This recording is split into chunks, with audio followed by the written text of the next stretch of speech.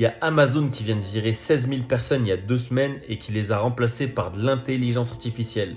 On croit que c'est lointain, que c'est théorique et que ça va jamais arriver, sauf que c'est déjà en cours. Tu as les GAFAM qui s'y sont mis, ils sont en train d'optimiser Google, Microsoft, Meta, et bientôt, dans les années, voire même les mois à venir, ça va se mettre à être les TPE et les PME.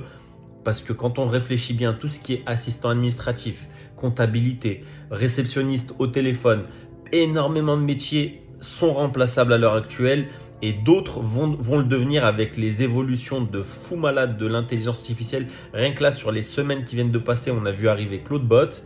Les derniers mois, on a vu Claude Code qui a énormément progressé. Donc honnêtement, si on a un métier qui est sur l'ordinateur, qui est administratif, qui est digital et qui est autre que finalement un métier manuel, c'est presque naïf de penser qu'on est à l'abri parce que c'est pas du tout le cas. Et au bout du compte, dans ce contexte-là, il reste que deux possibilités, soit flipper, se tétaniser et ne rien faire du tout et se faire bouffer par l'IA, soit réagir, apprendre à utiliser l'IA. Quel que soit son métier, c'est hyper important. Maintenant, c'est inévitable. Quel que soit le métier que tu fais, tu dois apprendre à utiliser l'intelligence artificielle.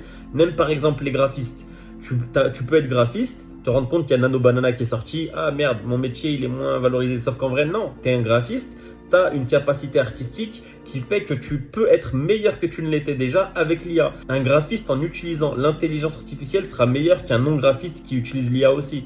Donc en tous les cas, quel que soit ton métier, apprends l'IA, apprends à te servir de ces nouveaux outils et te fais pas engloutir par l'innovation et par la vitesse à laquelle ça va.